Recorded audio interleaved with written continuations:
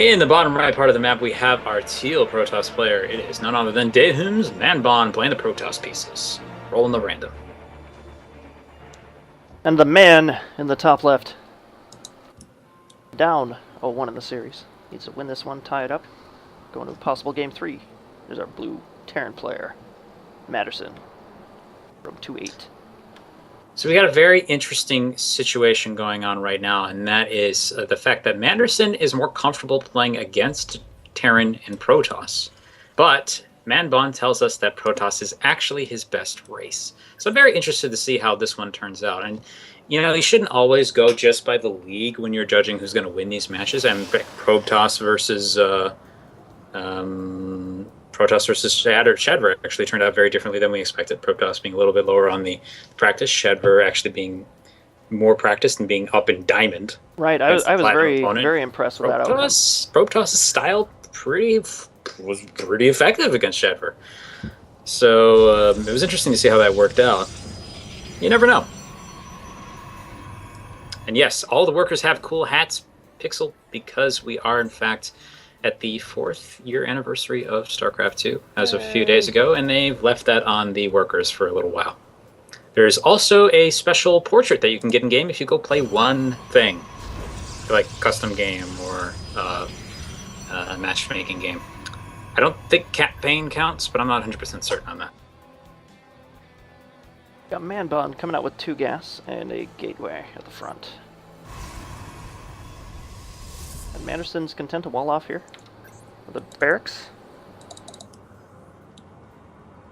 So we're looking at, pretty similar stuff. Manbon's actually going for a very aggressively, economically centered opening. It is a little bit interesting that he's going for the ground wall off, though.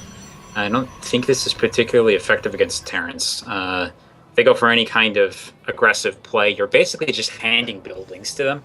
Yeah, pretty much. Flower with the medevacs or scan, just kind of keep an eye on it, shoot them down, and you'll be like, I don't have 2 barracks now. I don't have 2 gateways now. Meanwhile, Manderson is just flying completely normally, as far as I can tell, going for a Reaper opening. So, yeah.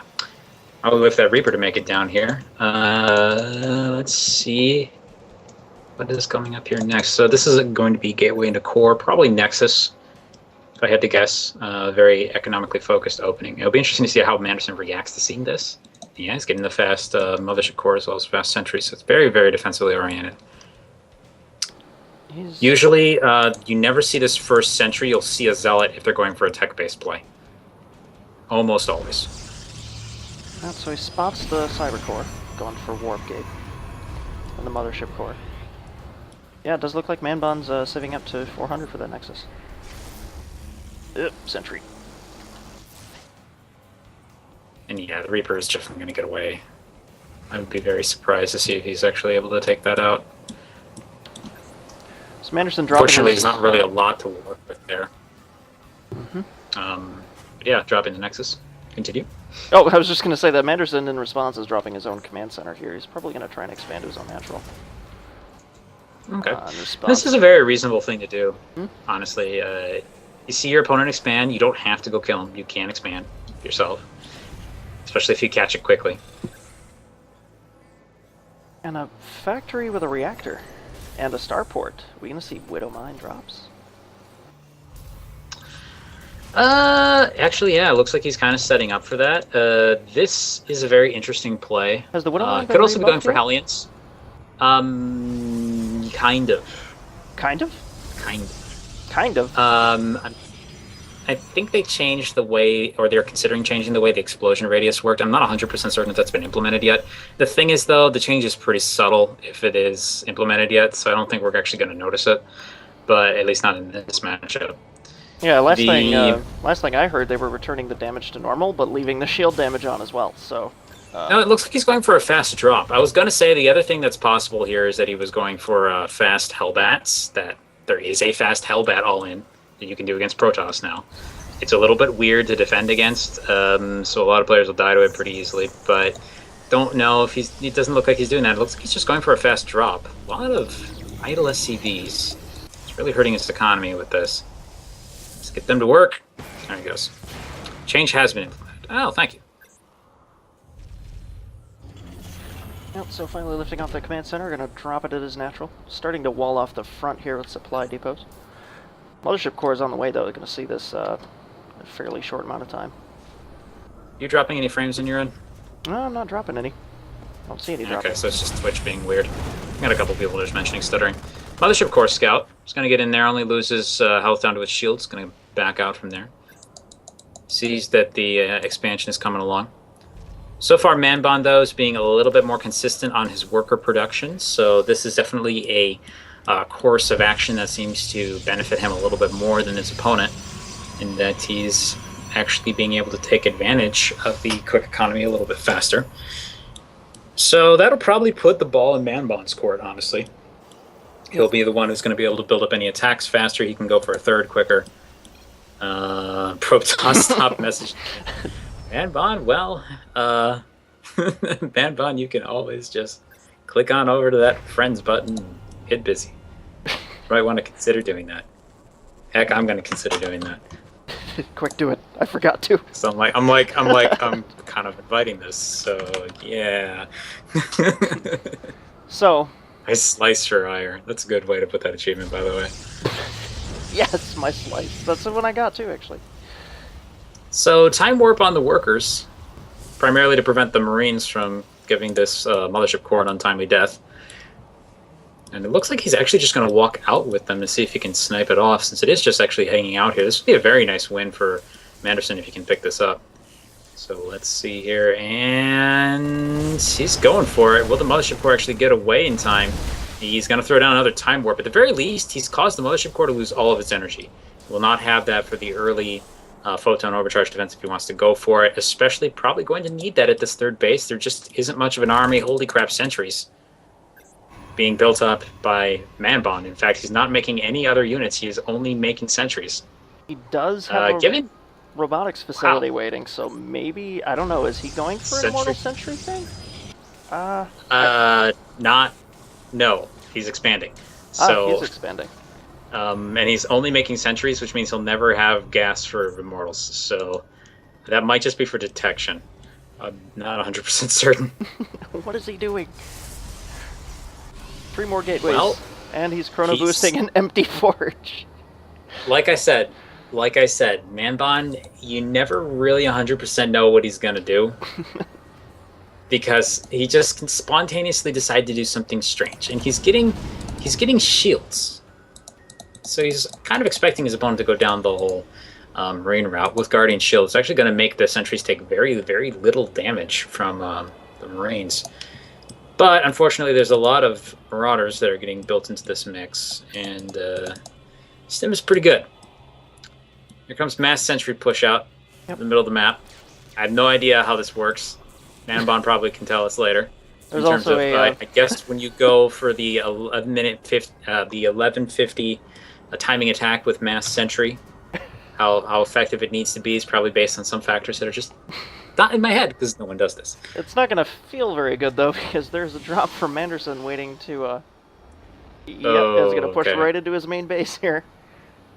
And now Manbon is unfortunately... Yeah, he's going to force field that off to make sure the Sentry can't escape, and his base is getting dropped. He's got no mothership core, so no photon overcharged, or... I mean, not photon, or no recall for this army. He's going to have to attack. There are Marauders on the high ground, which are going to pick off a couple of the sentries, potentially. Now, he can split this army in half all day. Will that be enough? We'll have to see. Now, unfortunately, like, the armor upgrades, I think, against the Marauders aren't going to do a ton, not to mention you can see just how slowly they're actually pecking away at this. The army looks like finally been actually pushed out. Did he lose that entire drop? Yeah, the drop was taken out by 4 or 5 sentries, as these ones are pushing into his base.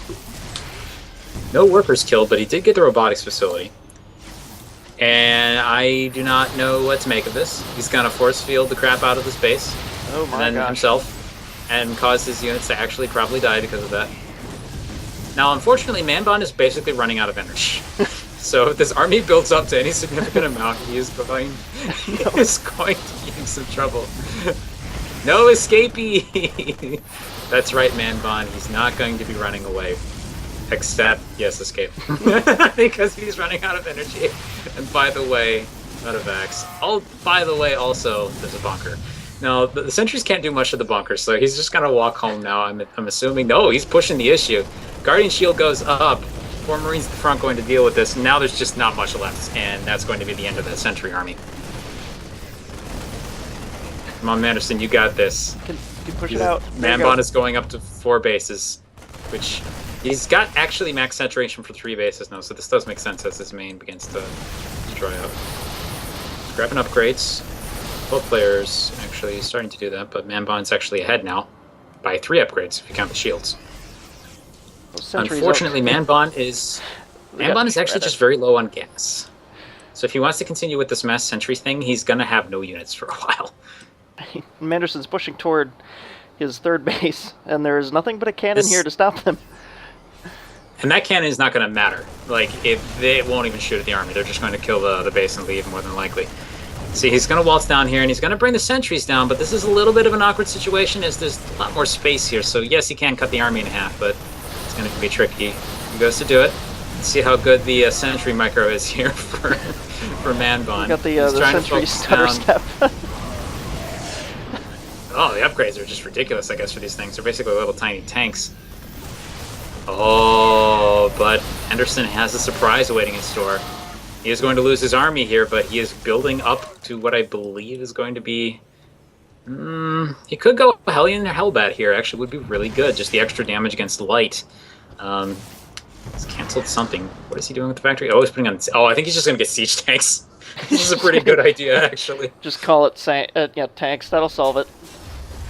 Look, tanks are very good units. They have a lot of damage. They're very good units, yes. They'll be fine. Especially against little glass balls, all shoved into the same. Here comes the sentry move out. It's going to find this 3rd here, which is probably going to be shut down because there's actually a decent amount of damage potential. Now, if he lets it finish, no, yeah, he's not. Okay. He knows what he's doing.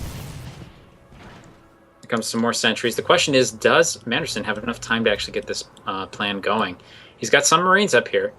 Now, obviously, as you can tell, sentries are very good for cutting armies that walk down ramps in half. They're not very good for walking up ramps and attacking. It's not really their specialty. By the way, there's going to be a wall off up here. Bunker slowly Here building. comes first siege tanks halfway done. I don't... Yeah, Manderson looks like he's preparing for a drop. I don't think he's going to do that. He's going to... Yeah, here comes the attack. Oh, he's going... This is actually very risky. He does not really have enough to defend here. And here comes the attack. He brought the medevac back, sending it out now. Probably just a little hotkey group error there. Bunker does finish, and unfortunately none of the Marines can actually get to the bunker because the force fields are that good. And that's not hard to have that good force fields when you have that many force fields available. By the way, a single siege tank is now hanging out at the back and blowing up the sentries one by one. They're going to move forward and try to attack it here. He's not really focus firing quite correctly yet. And he doesn't have quite the DPS that he needs, unfortunately. Very low on upgrades, and looks like he's just going to continue making units on the high ground here. Meanwhile, back home, we have a drop going on down in the main base of Manbon. He has taken out the cannon, and it is actually going to kill a decent number of pros before they finally finish off the Marines. In fact, perhaps most of this base. Unfortunately, he can't really clean up what's here so great, and yeah, Manderson has basically been forced down to 1 base economy at this point. So even though he has killed a lot of the workers for Manbon, it's probably not going to be enough here. Siege tank's getting set up. An observer. Observer, yeah, given the high ground vision there. It's unfortunate. If he had been able to build up the tank count to about 3, I think he'd be able to stop this, but it's pretty much over. And that's GG.